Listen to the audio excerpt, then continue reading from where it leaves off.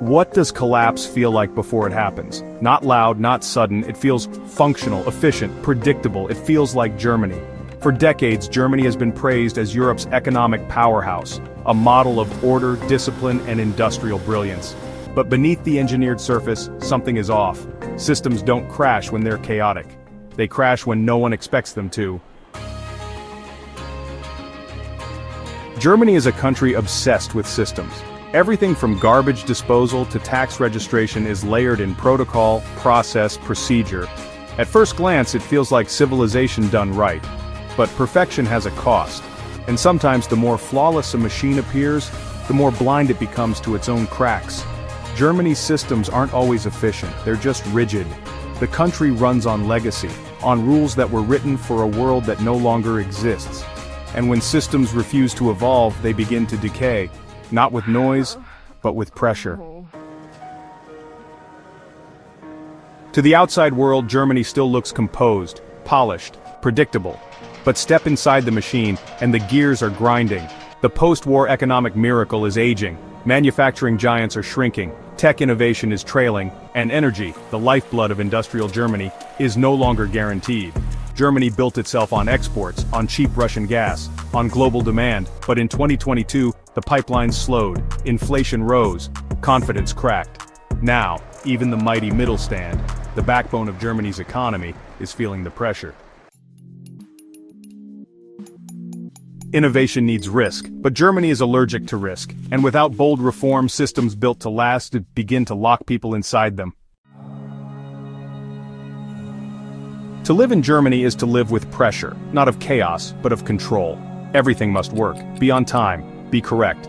There's a cultural obsession with precision, performance, and perfection, and under that weight, something begins to crack. Not the system, but the people. Germany's youth are among the most educated, yet among the most anxious. A generation raised to keep the machine running, but unsure if they even want to be inside it. Mental health issues are rising. Burnout is becoming a norm. Because when you're raised in a system that doesn't bend, you learn to break quietly. The rebellion here isn't loud, it's subtle. In burnout leave, in empty office chairs, in quiet exits from a job, a city, a life path. Germany's collapse won't start in banks, it'll start in bedrooms. Germany thought it had energy security. Decades of dependence on Russian gas were seen as pragmatic, not political, until they weren't. When war returned to Europe, Germany's energy blueprint burned. Gas stopped flowing, electricity bills tripled, factories paused, families shivered. And for the first time in decades, the German system didn't feel invincible. It wasn't just an energy shortage, it was a psychological crack. A reminder that even order can be fragile.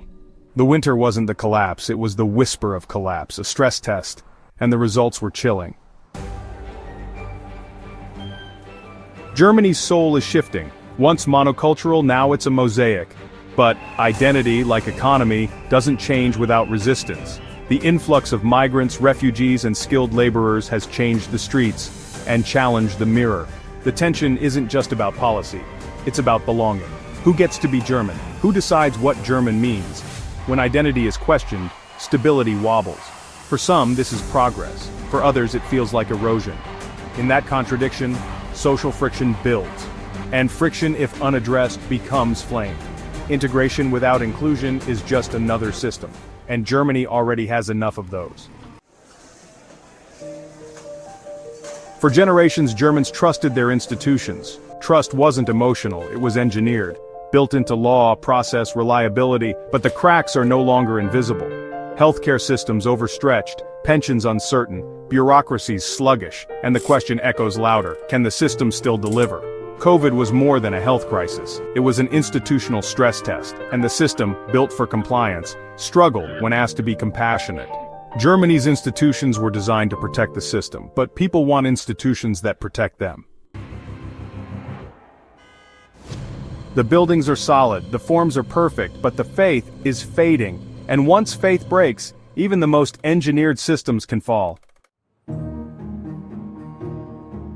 Germany doesn't scream, it suppresses. Discomfort is buried under structure, doubt under duty, and silence isn't just cultural, it's strategic. Here, conflict is managed by avoidance. Voicing dissent risks social coldness or professional stagnation. So people retreat inward, numb, efficient, the silence grows, and like steam in a sealed pipe, pressure builds, until even a minor rupture becomes a system shock. Collapse doesn't need fire or mobs or failure, sometimes it just needs silence. And Germany may be the quietest warning of them all. The machine still runs, trains move, payments clear, classes begin, but beneath that surface is tension. Unspoken, pressurized, growing. Inflation creeps, but salaries don't. Costs rise, but hope doesn't. Germany hasn't stopped, but it's no longer sure where it's going. The future is not fleeing in protest. It's simply leaving, quietly, with credentials, because they no longer believe the system will protect them when it matters. It's a strange thing, to live in a nation that still runs perfectly, while everyone waits, silently, for the crash. Germany's strength was its consistency, its reliability, its structure, but that strength has become a cage. Germany's rules were made for a time when change was slow, but the 21st century is fast and unforgiving, and when a system won't bend, it breaks. The illusion isn't just of strength, it's of timelessness. But no system is timeless, not anymore. Strength without flexibility isn't resilience, it's delayed failure.